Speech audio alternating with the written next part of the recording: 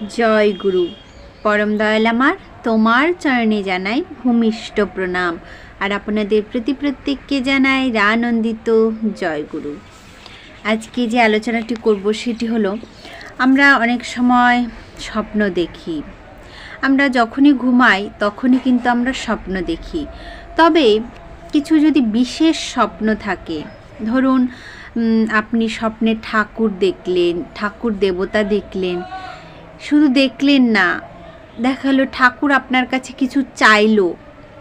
তো স্বপ্নে আমরা অনেক কিছুই দেখি, সেগুলো আবার ভুলেও যাই। কিন্তু ধরুন ঠাকুর আপনার কাছে চেয়েছে একটা জিনিস, তো আপনি কি সেই জিনিসটা ঠাকুরকে দেবেন?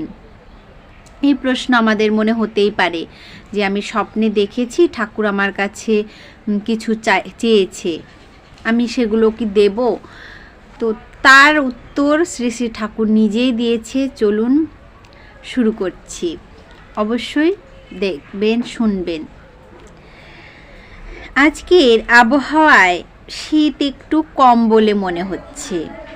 অবশ্য সারাদিন ধরে খুব জোর পশ্চিমা হাওয়া চলেছে, নৈহাটি থেকে মহাদেবদা চই গাছের দুটি চারা নিয়ে এসেছেন। শ্রী শ্রী ঠাকুরকে দেখাতেই তিনি খগেনদাকে ডাকতে বললেন। খগেনদা এলে বলছেন, দেখ তো তোর জ্ঞান বুদ্ধি দিয়ে ওটা বাঁচাতে পারিস কি না। খগেনদা বললেন, আজ্ঞে দেখি, বলে চারা দুটো নিয়ে চলে গেলেন। মহাদেবদা বললেন, অনেকে স্বপ্ন দেখেন, আপনি তার কাছে কিছু চাচ্ছেন। স্বপ্নে চাওয়াটাকেও কি নির্দেশ বলে ধরে নিতে হবে? ঠাকুর যদি আমার কাছে কিছু চান, তো সেটা কি আমি নির্দেশ বলে ধরে নেব? শ্রী শ্রী ঠাকুর বললেন, তার বিড অফ কনসিয়েন্স মানে চৈতন্যের মালিক ওরকম দেখায়, আর আমাকে দেখে তার মানে আমাতে যুক্ত আছে সে। যে ঠাকুরের স্বপ্ন দেখবে সে কিন্তু ঠাকুরের সঙ্গে যুক্ত আছে বলেই সে ঠাকুরের স্বপ্ন দেখেছে। আমাকে দেওয়ার প্রেরণাটা তার ওই টান থেকেই মূর্ত হয়ে ওঠে, ওটা ভালো লক্ষণ বলে একটি ছড়া বললেন। যোগ মানেই তো ইষ্টেতে যোগ, নিদেশ পালি কৃতি দীপনায়, নিদেশ অনুশীলন সার্থকতায়। যেমন যোগে বোধ জন্মায়, বুদ্ধ হয়তো যোগ তপনায়। সুবিন্যাসী কৃতির জ্ঞানে, যার ফলে সে হয় ফলবান, সার্থকতায় বোধির দানে। তাহলে বুঝতে পারলেন, যদি আমরা কোনো স্বপ্ন দেখি, তাহলে আমরা যদি দেখি যে ঠাকুর কিছু চাইছেন, সেটা আমরা তার নির্দেশ বলে ধরে নিতেই পারি, আমরা সেই জিনিসটা ঠাকুরকে দিয়ে আসতেই পারি, এতে কোনো কিন্তু অসুবিধা নেই। আর যখন আমরা ঠাকুরের স্বপ্ন দেখব, তখন কিন্তু ঠাকুরের সঙ্গে যে আমাদের কানেকশনটা, সেটা অবশ্যই থাকবে, ঠাকুর আমার মধ্যে থাকবে, তাই হয়তো আমরা ঠাকুরের স্বপ্ন দেখি।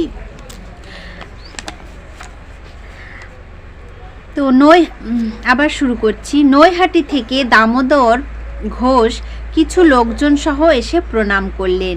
পাশে একটা বড় গাঁটরি নামিয়ে রেখেছেন। প্রণামের পর দুহাত জোর করে দামোদরদা বললেন, কিছুদিন আগে আমি স্বপ্ন দেখেছি। বড় মা আমাকে বলছেন, ঠাকুর যে 100খানা গামছা আনতে বলেছেন, তা আনিস। ঠাকুর, আমি এই 100খানা গামছা নিয়ে এসেছি। তাহলে সেই নৈহাটি থেকে দামোদর ঘোষও কিন্তু স্বপ্ন দেখেছিলেন যে বড় মা তাকে বলেছেন 100খানা গামছা আনিস। তো ঠাকুর, সেই লোকটি মানে সেই দামোদর ঘোষ কিন্তু সেই 100খানা গামছা নিয়ে ঠাকুরের কাছে চলে এসেছেন। এক অর্থপূর্ণ হাসি হেসে দয়াল বললেন, ওই গামছার মধ্যে কি আছে কে জানে। 100খানা গামছা দিয়ে কত লোককে মোছানো যায়। দামোদরদা বললেন, আমাদের ওখানে একটি ঘটনা ঘটে গেছে। এক দাদার বড় ইচ্ছা যে তার ছোট ঘরখানিতে ঠাকুরের চৌকি, বিছানা, তাকিয়া, গড়গড়া এসব করেন। আস্তে আস্তে করেও ফেললেন, কিন্তু টাকা পয়সা খরচ করে এসব করার জন্য তার স্ত্রী খুব অশান্তি করছিলেন। একদিন ওই মা শোনেন ঠাকুর ঘরের চৌকিতে মচমচ শব্দ হচ্ছে, ঘর থেকে তামাক খাওয়ার শব্দও ভেসে আসছে। ঘরে ঢুকে উনি দেখেন ঠাকুর তাকিয়াতে হেলান দিয়ে বসে তামাক খাচ্ছেন। তারপর ঠাকুর পাশ ফিরে আর একটি তাকিয়ে নিয়ে বসলেন। তখন ওই মা চিৎকার করে পড়ে যান। তারপর লোকজন সব ছুটে আসে। তাহলে দয়াল আপনি সব জায়গাতেই তো যান। আমরা যদি বিশ্বাস ভরে তাকে নিয়ে কিছু করি, তাহলে কিন্তু আমাদের দয়াল ঠাকুর কিন্তু সর্বদা সব সময় কিন্তু আমাদের পাশে থাকেন, আমাদের কাছে থাকেন। মৃদু হেসে শ্রী শ্রী ঠাকুর উত্তর করলেন, ওই যে ভাববৃত্তি দেবতা নাকি কয়, কোথা দিয়ে কি হয় তার কি কোনো ঠিক আছে? দামোদরদা বললেন, আরও একটি ঘটনার কথা বলবো। ঠাকুর বললেন, বলো। একটি সৎসঙ্গী পরিবারের এক মা স্বামীর সঙ্গে ঝগড়া করে গলায় দড়ি দিতে যান। একটা বাগানের মধ্যে দিয়ে কাপড়ের ফাঁস গলায় দিয়ে ঠাকুর, ওরা রইল ওদের দেখো। এই যে মাটি বলে গেলেন, ঠাকুর ওরা রইল তুমি ওদের দেখো, এই বলে ঝুলে পড়েন। এরপর কোথা থেকে একটা লম্বা কালো লোক এসে গ্রামের লোকেদের বলে যায়, অমুক গাছতলায় একটি বউ পড়ে আছে। সবাই ছুটে যেয়ে দেখে ওই মাটির গলার কাপড় জড়ানো, অজ্ঞান হয়ে পড়ে আছেন, আর তার গলার ফাঁসের কাপড়টার মাঝখানে ঠিক কাঁচি দিয়ে কাটার মতো কাটা। তাহলে মাটি তো ঝুলে পড়ল। আর ঠাকুরকে বললেন, ঠাকুর তুমি দেখো ওদের, মানে তার যে ছেলে, তার স্বামী, সন্তানদের তুমি দেখো। এ কথা বলার সাথে সাথে সেই মাটি ঝুলে পড়লেন। কিন্তু ঝুলে পড়ার পরে দেখা গেল মাটি অজ্ঞান হয়ে পড়ে গেলেন, আর তার গলার যে দড়ি, যে কাপড়টি ছিল, সেটি মনে হচ্ছে যেন কাঁচি দিয়ে কেউ কেটেছে। এসব কিভাবে সম্ভব হয়? এবারও রহস্য ভরা হাসি হেসে দয়াল প্রভু উত্তর দিলেন, কোথা দিয়ে কি হয়, দুনিয়ায় যে কত রকম ব্যাপার আছে তার কি কোনো ঠিক আছে? তার কিন্তু কোনো ঠিক নেই।